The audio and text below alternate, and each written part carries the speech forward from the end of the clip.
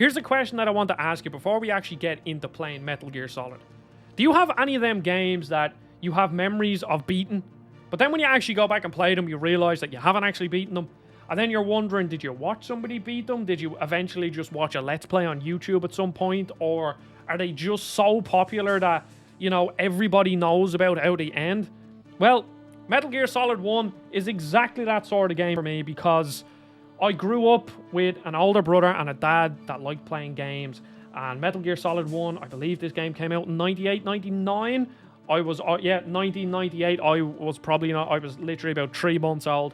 But I have memories of watching people play this, and then I think I got it as like a PS1 classic later down the line on the PSP or something.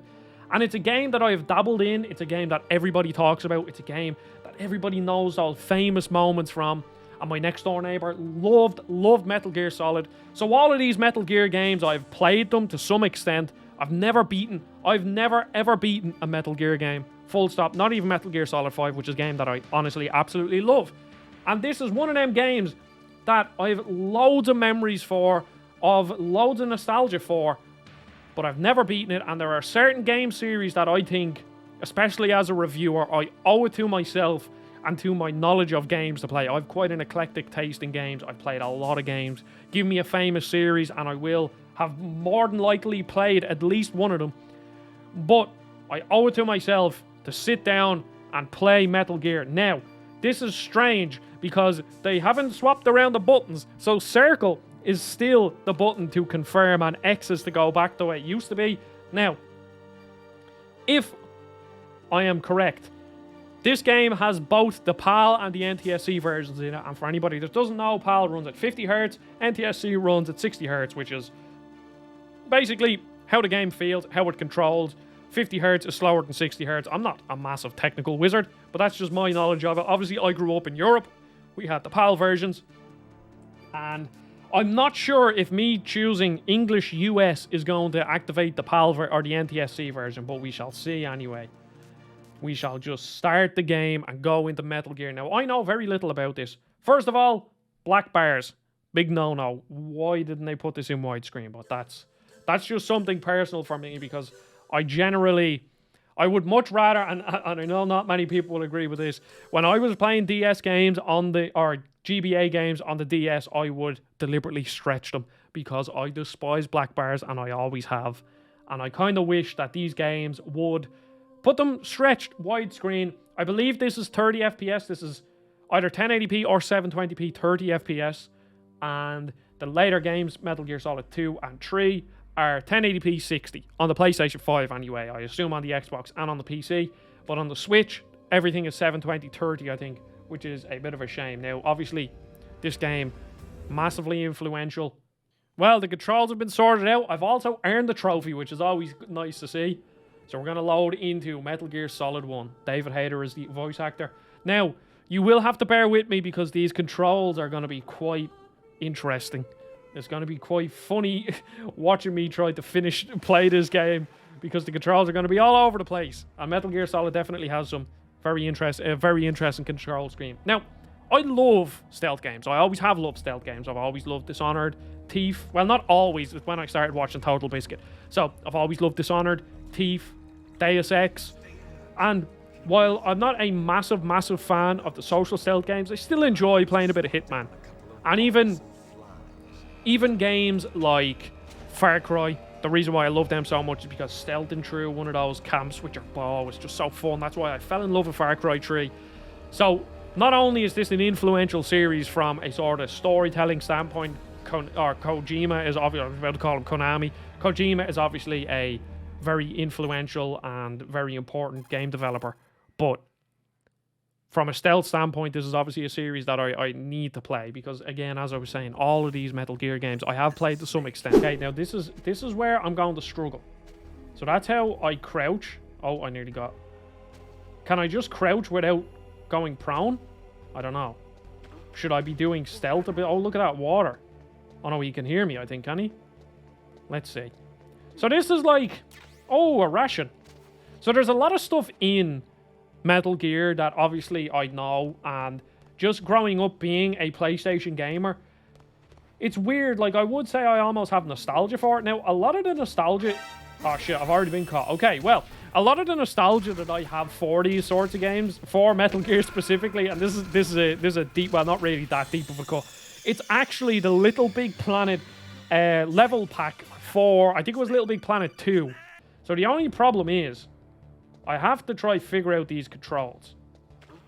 So, like, this is the thing. So, one thing that I don't think we can appreciate now, this is why I love playing these old games, is that there's certain things that it's like, oh, I walked over a puddle.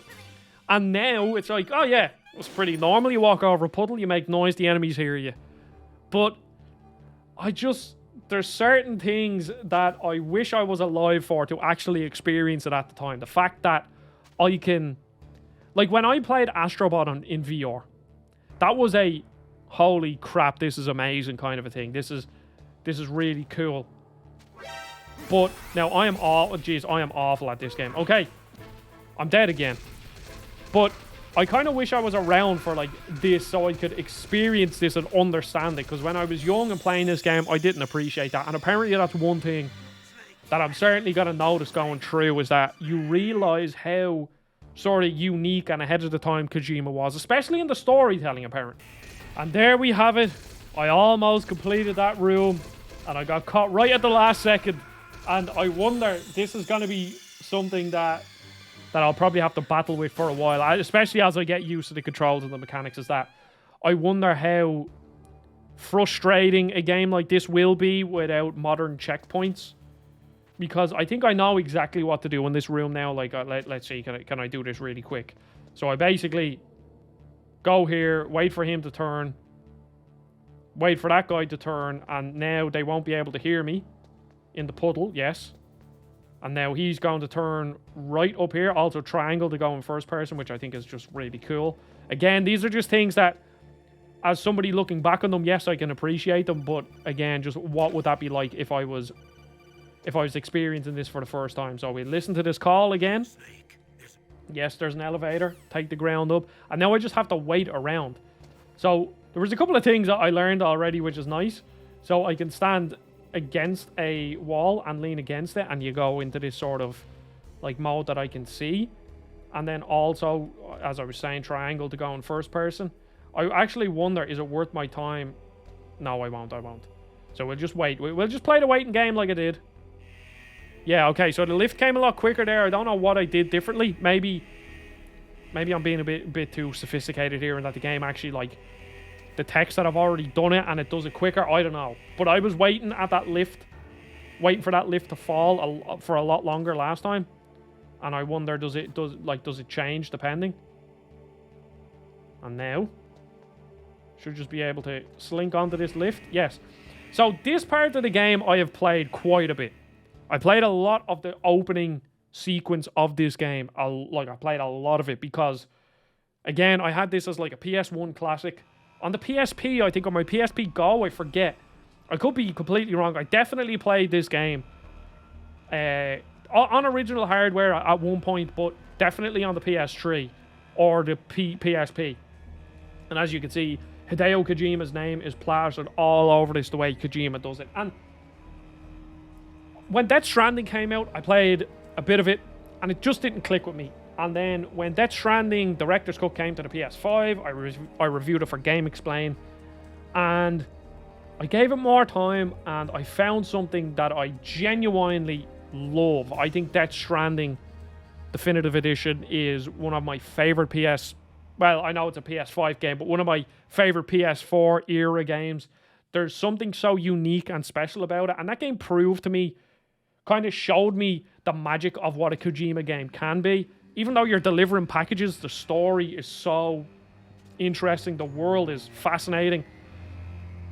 It's deliberately empty and somber and depressing, but there's just something so compelling about that game, and I'm hoping that I will find something similar here, playing through the Metal Gear games. Nice to meet you, Snake. It's an honor to speak to a living legend like yourself. What's wrong? Nothing. I just didn't expect a world-class designer of military technology to be so cute. You're just flattering me. No, I'm serious. Oh, I Bored for the next 18 hours. I love that. I just love that cheesy writing, and there was a lot of that in Death Stranding as well. I remember. First, I'm strip searched by Dr. Naomi here, and then all my weapons are taken away. Imagine yourself put in that position. Well, if you make it back in one piece, maybe I'll let you do a strip search on me. I'll hold you to that, Doctor. By the way, sorry to disappoint you, but I did manage to smuggle out my smokes. How did you This do is that? brilliant. In my stomach. Thanks to the That shot sort you of gave me writing that is. suppressed my Oh, stomach I just acids. love it, and it's the same with Resident Evil 4. How are those going to help You know, the end. Hey, Hunnigan, you never look know. good without your glasses on. It's like, ah. Okay, well, already there's something very appealing about this. The fact that they showed me that there are already 2 different approaches that I could take doing this one room, and I wonder, I don't know what this is. I got a grenade. Run, run, run, run, run. Oh, shit, I got caught. Can I hide? Is that how this game works? Yes, evasion. Okay, cool. Oh, no, they're coming after me. Okay. Run around, run around. So yeah, just the fact that already there's two different approaches that I could take with this game. So after many deaths, potentially I have found the way to get around here. So this guard is asleep, Surveillance camera? and there's surveillance cameras everywhere. And once I get caught, I'm dead. So this guy is asleep. Okay, are they gonna tell me what I'm supposed to be doing? Let's listen. Base must have some kind of ventilation system. Okay, yes, air ducts. Okay, I know where the air ducts are. I need a lot of power to run the base, and there's probably a diesel generator somewhere. And since generating electricity requires oxygen, there must be an exhaust openings for that too. I'm not going to believe this, but they shot down the F-16s we were using as a diversion with a high D. Then we got a message from Liquid, who I believe is Snake's brother, if I'm not mistaken. And he'll launch the nuke. Snake, hurry up and get in. Okay, cool. Okay, the only problem is here. That base must have some kind of Okay. ventilation system to Yeah, you already said that. The only problem is here. If I like touch off him, am I gonna alert him? Keep crawling, Snake. Just go. Did I do it? Did I do it? Haha! I kind of cheesed it, but I did it. That took way longer than I expected. But I'm enjoying sort of like... I don't know if the whole game is laid out like this. Again, I have very limited knowledge on what this on this game, but I'm enjoying the fact that like I have this small little room here that I can kind of slink around, figure out where the items are, you know, figure out where all the enemies are, and then plot my best route. So I'm having some fun. Okay, so the game is telling me to follow the mice. Am I going to listen to the game? No. I'm going to go this way. And maybe I'll find something cool. Because the mice were going that way. Oh, there's a box down here. I wonder what's in it. I wonder when I get my first weapon as well. Well, silly me, I just realized that I do have a weapon. Now, how I actually use the weapon, I don't know. If I remember correctly, this game has very weird controls because again, this was a time when standardized controls weren't around and they were trying to figure out what's the best way to control different games. And I'm pretty sure this game has some very strange controls too. Okay, well I'm in a new room now. And I need to figure out how to get onto the lift. And I wonder, does this game play with perspective much? As in, like, should I always be going into first-person mode to see if there's, like, something hidden around somewhere that I don't know about? I think we'll crouch here. And we'll just hunker down. And hopefully he won't turn and look at us. That's basically my whole guess. I've also figured out how to use the pistol. It is a bit clunky. I've already spoken to you, so I know what you're going to say. There's a camera up there. I can't really look around that corner. That looks like the lift up there anyway. So I need to figure out how to get up here without being seen by the camera. I'm slowly but surely getting the hang of this game, and I am starting to see why people enjoy this so much. I mean, first of all, there seems to be a lot to do, as in, like, you know, you're going into these rooms, and there's little hidden rooms you can go, and you can go and start interacting with stuff and find different things. I found thermal goggles, found more ammo, you know, stuff like that. But I really appreciate that there are different... So far, there seems to be different methods of doing things, which is, like, pretty insane. I mean, there's games that come out today that, like, stealth games that don't have that don't have multiple objectives and different ways to do things like this. I mean...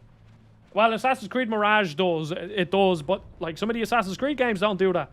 And obviously, like, this is This is a stealth game. I'm sure they looked at this sort of game when they were making the Assassin's Creed games, but I know I always have to get some Assassin's Creed slander in at some point. But yeah, I'm enjoying this. There's certainly something to it. I can understand. I can see where people are coming from so far with this game.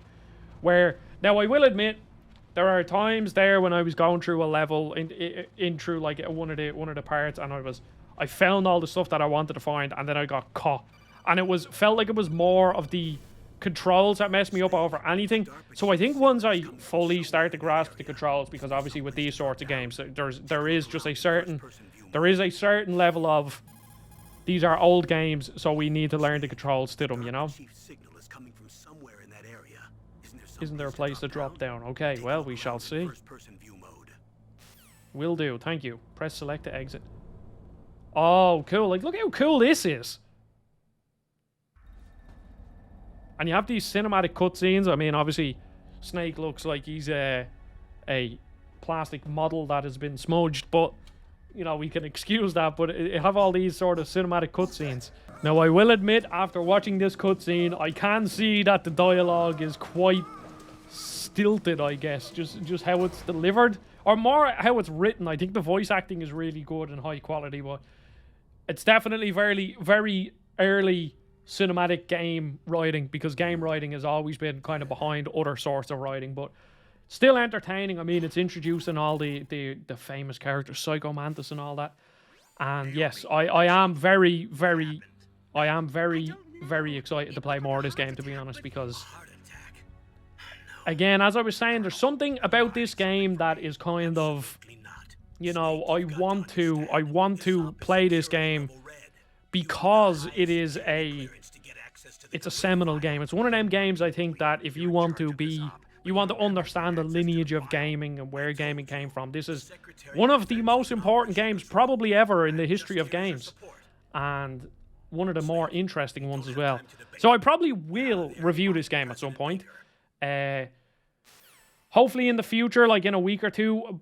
I'm pretty sure this game isn't overly long, and I don't think Metal Gear 2 or 3 are overly long either, so I am excited to play more of them. So, did you buy this collection? Because I wonder what this collection is like from the perspective of somebody who's already played these games, because obviously I'm not one of them people. I haven't played this game before, so I'm definitely a bit easier on these sorts of collections, because they're more games that, not a game that I'm worried about, oh, they messed this up from the original, or they messed this up. It's more, this is a way for me to play a game that isn't exactly readily available on modern platforms. So, I will definitely play more of this game, and I appreciate you watching. See you all on the next video.